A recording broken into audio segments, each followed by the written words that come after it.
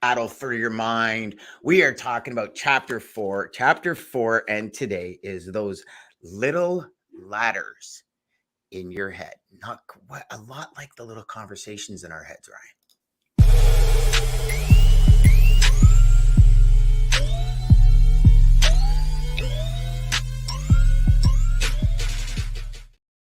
Now the glasses are gonna have to come on for today, brother, because of the. I mean, okay. So hold on. I got something for you here. Name your top. Name the top companies you like to wear. Okay. Nike, brandless rescue goods, like to wear a lot of rescue stuff. The Gap, Banana Republic, they're owned by the same company. Let's see, Guess, and H&M. Zara. Let's throw Zara in there, yeah. Okay. So it's funny. In this chapter, the author, I don't know if it's Al or Jack, which one, but he says, you ask anybody to name their top something, they're going to name 7. You just name 7. You had 6, and then you just threw in Zara, and you named 7. He says, and this is why things like $97 is a pleasing number. If you ask somebody what are the 10 commandments, they're usually only going to get 7. He says, that's why I asked you, because I wanted to see what. Fucking, I fell in the trap. Fucking trap. Brother, it was, so I'm reading this and I'm going, okay, what are my top 10 things I want, right? And I get to 7, and then I'm like, what's 8, 9, and 10? Like and then I ask myself the same thing. What are the top brands that I like to wear? I got to 7. I looked around and I said, what are the top things I like to use? I got to 7. Like it was great. And so what he's talking about is in individual pieces. So like I looked in my office, I said, what are the top things I use in my office? I got to 7. I went into my kitchen and I said, what are the top things I use in this kitchen? I'm thinking there's got to be more than 10 in my kitchen. Like I'm the cook, right? Yeah. And there was 7. I went even this far, Ryan. I went into the spice cabinet and I said, what are the spices I use? And I only found 5. I was going to say, white people use seasoning? No, I'm just fucking with you. Whoa. Good one, brother. Good one. I'm gonna have to start coming up with some jokes like that, y'all. Oh yeah, you got me down all the time, brother. You're tearing me down all the time. Ryan and I, just so everybody knows, we go back and forth, and he says he said he would really want to be a white person when it comes to tattoos. Yes, 100%, man, 100%. Can you see all these tattoos? I don't think you really can, but look at Dan's. Yeah, see, look how beautiful that is, man. Like, it's and they okay. Jay, that's they got to pay for that. They got to pay for that. That's the private subscription. Oh, buddy. Okay, chapter 4. Those little ladders in your head. What was the first piece that stuck out to you here? Okay, so just a synopsis. So I'll answer your question after, but I really hated this chapter. I really hated this because here's what. Okay, for everybody who's watching out there, this is a great book, by the way. But the journey that they take us on, Dan, and maybe you can give me some clarity on this, right? Yes. We start this book saying that you want to be the best, you want to be number one, you always kind of want to be. That's the mindset of everything. And then you get into this chapter, and this is a very easy read, by the way. This is only, I think, it was like 3 or 4 pages.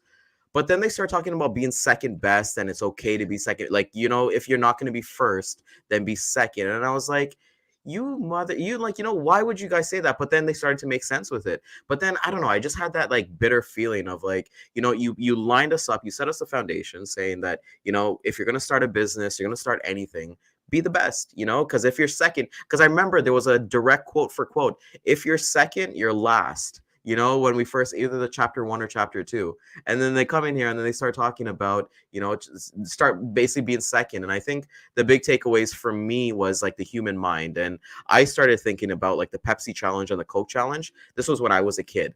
So when I was like 13, 14 years old, we used to go to Canada's Paramount's Wonderland or like Wild Water, any of those places. And then they would have those vendors and they would hide the Pepsi or the Coke bottle and they make you drink either one. And then your mind would be like, oh my God, this tastes like Coke. Oh my God, this tastes like Pepsi. And then I was always wrong because I was like, you could never really pick, right?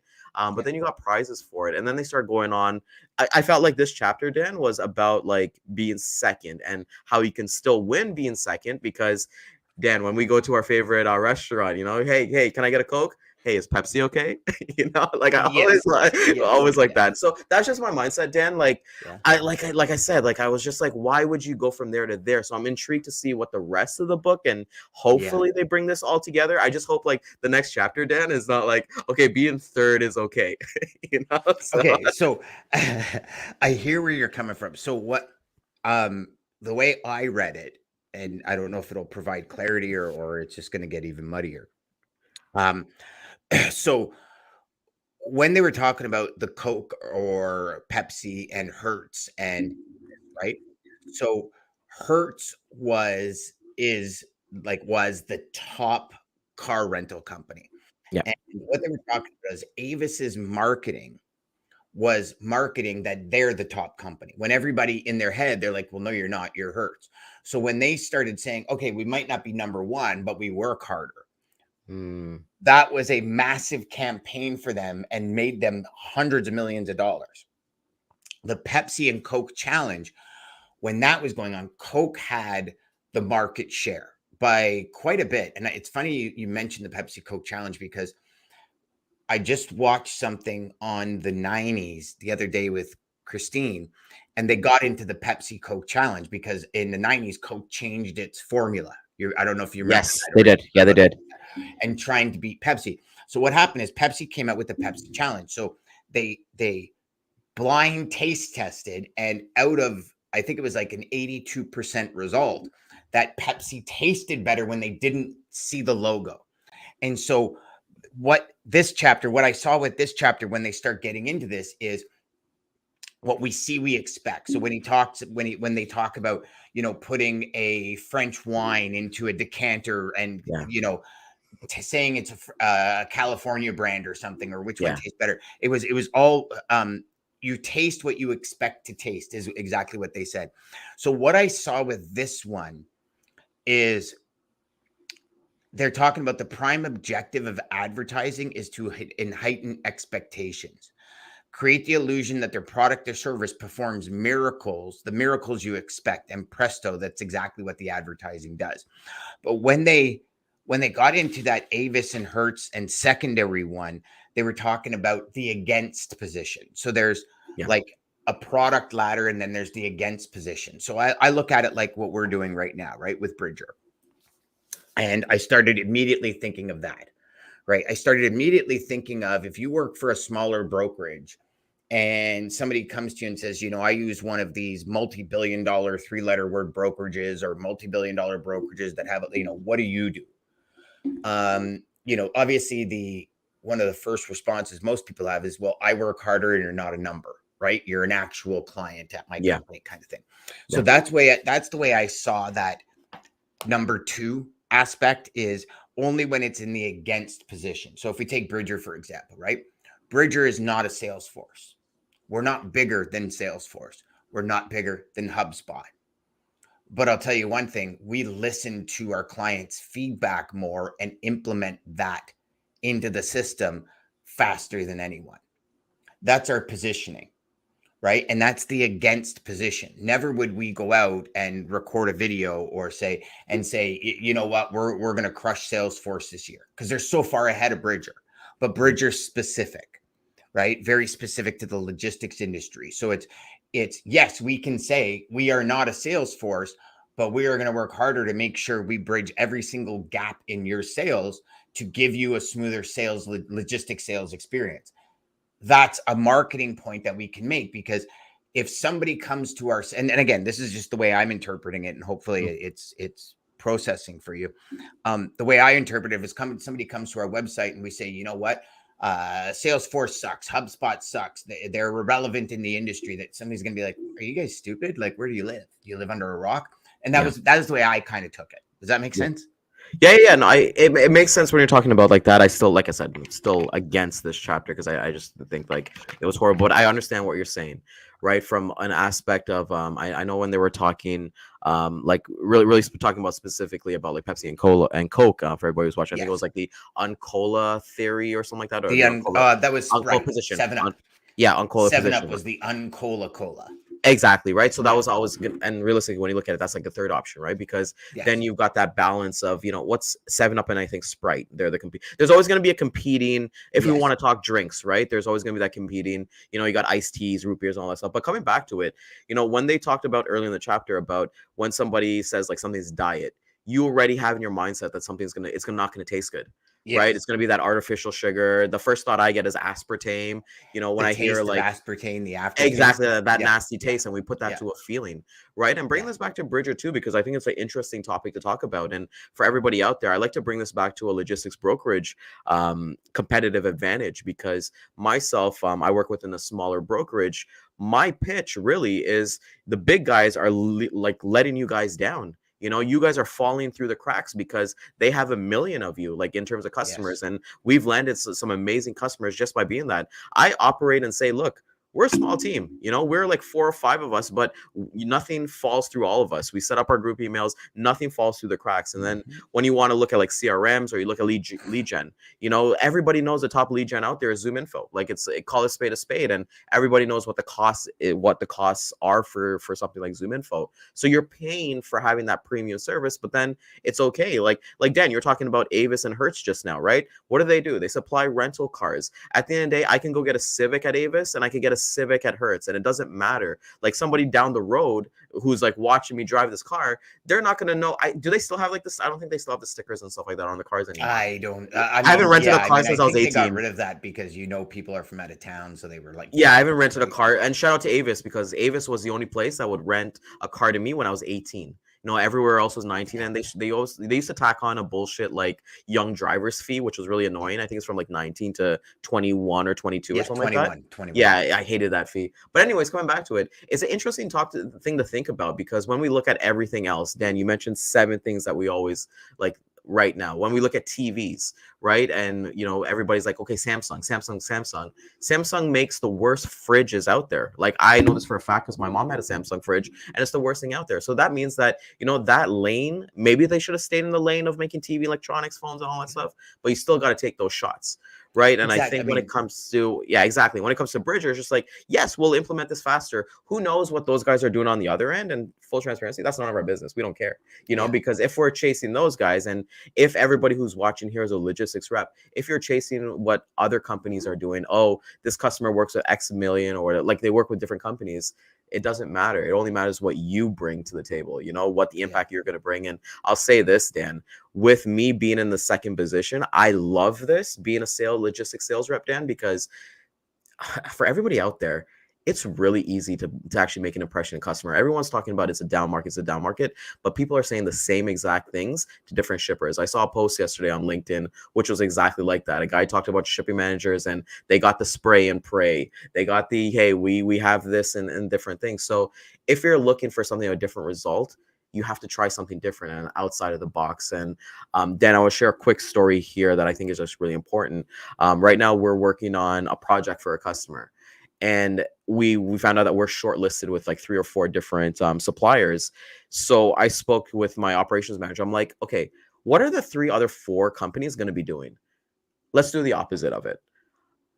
And that's worked wonders for us, and something that's kind of like think outside the box. So coming back to this chapter itself, with like, even if you are in that second position, even let's say we're going into RFP season right now, if you see that you have that yellow light off of first round, figure out that it's not only rates, try to think outside of the box. Don't get so excited when it turns green, because it's eventually going to turn green, but is that freight going to come within? So I like I said, this chapter was like a little bit hit and miss for me, but I'm starting to understand it a little bit more. Now we're talking through this, and this is what the book club is for, because if I was reading this independently, I would have been like, F this book, F this chapter, I'm not reading this anymore, because these guys are all hypocrites. They said something in chapter 1 and they went against it, and then Ryan, here's the thing. Let's talk about this for a second, because you brought up probably the most valid point.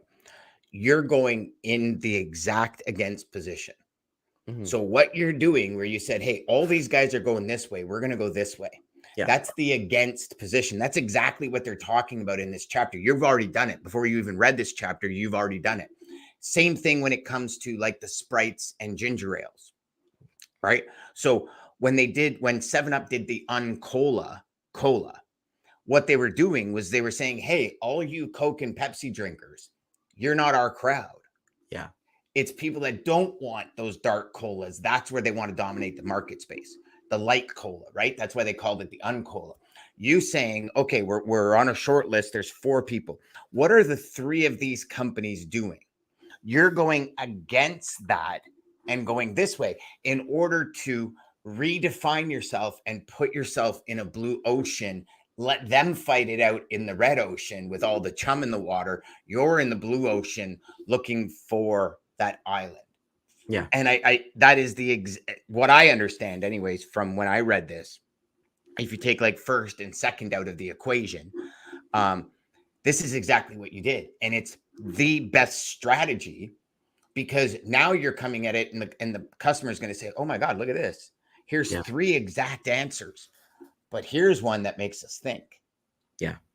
And I think that is spectacular. The fact that you've implemented the against position before you even read the book, I think is even better, Ryan. It means you're thinking, it means you're being creative, it means you're coming out and really trying to segregate yourself. And I don't even know if that's the proper wording. Like you're putting yourself out at the front of the pack of the 4 of these people, these companies that are in this thing. Guaranteed, brother. Yeah, and I think that's with lessons that you kind of learn as well. So I think it's great with this, like for us, like a short story, like we've done like military shipments, and anybody who does military shipments, one of the number one things that they talk about is that, hey, they got to be a U.S. citizen, and normally we're pulling from Canada. To find that in Canada is really like it's very rare. So all these guys are trying to find like U.S. citizens in Canada. What we did was like, hey, we got a Canadian driver and we just transloaded it 5 kilometers away or 5 miles away and just gave it to a U.S. company, and they delivered it on behalf, brought back the trailer, right? And I think with like this, like we said, we're going against the against position. Pepsi and Cola is obviously the number one thing out there, but I'd love to think of some other solutions out there, Dan. What is it? Let's just talk about it. Let's see. Okay, so here's one. You look at the electric car. Yes. Okay. So you have Tesla, and then you have electric cars. Yes. Right. Ford's Mustang is not trying to say we're better than Tesla. What they're doing is they're going after Mustang fans that want the electric ride. Tesla is not going after the person that makes $40,000 a year. Tesla is going after the high-end people. Tesla's whole marketing at the beginning was the environment. So they were touching on environmental people. Then they started to go and they started to advertise and market into the cost savings people when gas started to rise. So they were altering their positioning in the market. But if you look at it and you look at, some of the new electric vehicles out that are taking direct aim at Tesla. Yeah. Whereas a lot of the other car companies are not taking direct aim, right? They're all kind of coming out with their own. But I look at the F-150 Lightning, for example. They're using the fact that the F-150 is the most sold vehicle in North America. There's more F-150s on the road than any other truck. So what they're doing is they're selling, they're positioning to F-150 owners, saying, hey, not only now do we have the best truck, but now it's all electric. Yeah. And so it's like they're not stepping up and saying, hey, are you buying a Cybertruck? They're shit. Buy an F-150. Yeah. They don't need to compete. Yeah. They're not competing. They're creating their own market or they're enhancing their own market. And that's the way I saw this is, Avis was number one in the industry. If somebody's number one and known, and I think this is where these ladders in our head, they start the chapter with the ladders in our head, right? And you don't really knock somebody off a rung. It's so hard to knock them off a rung, but you can get on another ladder, bring your own ladder and climb that rung. Because, and so like, there's so many pieces of the pie. So by Avis saying, hey, we're number one, Hertz is not, or whatever. Yeah. Hertz was not. Everybody in their mind is like, no, Hertz is like, I've heard of Hertz for years. I've never heard of Avis. Of course, Hertz is number one. So what it was saying is you're diminishing your positioning in the market by doing that. Instead of saying, hey, we might not be number one, but I'll tell you, we work harder than the number one guy, hint, harder than Hertz. Yeah. So then what's going to happen is the next time somebody goes to Hertz and has a bad experience, they're going to say, I'm going to try Avis next time because apparently they work harder. That was the way I got it. And if you look, like, we can do it in cars, we can do it in food. Like Yeah. Whole Foods does not compete with grocery stores. No, they have their own they have their own ICP, and I think when you, especially if you're doing like a new product, right? I think in this chapter they talked about the first car was marketed as the first horseless carriage, right? Yes. So it was like kind of like that, and then when Diet Pepsi came, Diet Coke or whatever diet, they would be like, okay, sugar free. So it's always kind of like you look at a pain point, and then you're like, okay, well, we'll give you this opportunity here, and I think this is a great thing because. In $100 million leads, Alex Hormozi talks about, dressing rooms. Back in the day, like dressing rooms changed how people bought clothing.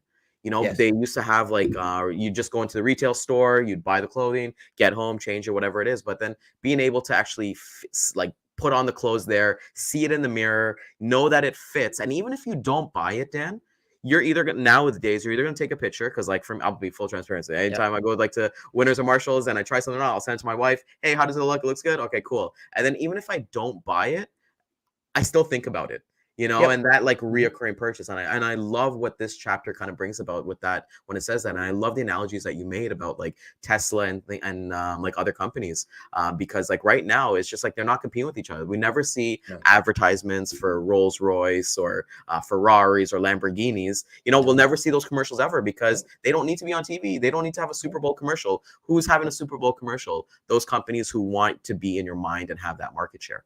Yep. Yeah, and you know what, Ryan, I'm glad you said that. One thing also in 100 million leads, the big thing I took from that also is when I leave the store, I'm fulfilled. Right? There's no uncertainty when I leave the store. Is this going to look good? I got to get home. It's like I can go in the store, I can try things on. I'm like, damn, this looks good. Buy it. And still go about my day without having to rush home and then worried about coming back. And, and so I think that's huge. We go back to the colas, right? You said sugar-free cola. Well, there's a reason why every company has, so let's talk about Coke and Pepsi. They have regular Coke and Pepsi. They have Diet Coke and Pepsi. Then they have Pepsi Max and Coke Zero. Yeah. So you have let's just go Diet and Coke, Pepsi Max and Coke Zero. Some people like that aspartame taste in Diet Pepsi or Diet Coke. The Coke Zero and Pepsi Max have none of they have a lot less bad stuff than the regular Coke and Pepsi, but they don't taste like aspartame. So now what they're doing is that one drink is going into 4 markets. Yeah. One drink, 4 markets, just by branching it off ever so slightly. A little bit, right? Yeah. And so to me, they're all marketed different. Right. Like, so if you look at like a Pepsi Max commercial, right, it's 0 taste of aspartame, but in the Diet Pepsi, it's sugar free.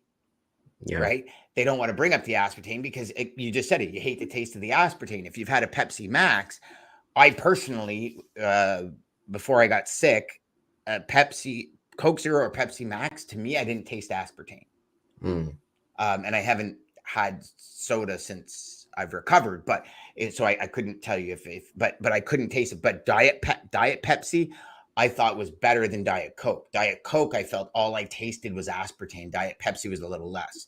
So it's like, you're advertising, you're positioning to all these different mindsets, right? Yeah.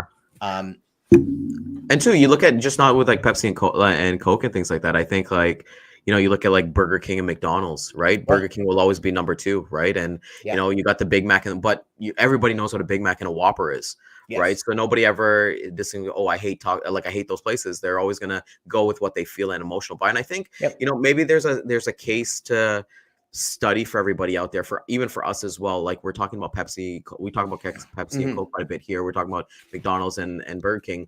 Their prices are so low. They're not a huge investment. Like you and I could go to McDonald's and Burger King right now. It's not going to break the bank. We're not going to have to take a mortgage for it. Like it's not a big decision for us to make that decision. Same thing with Pepsi and Coke. We're at the grocery store. We're just picking one and we're just making a decision based off of that.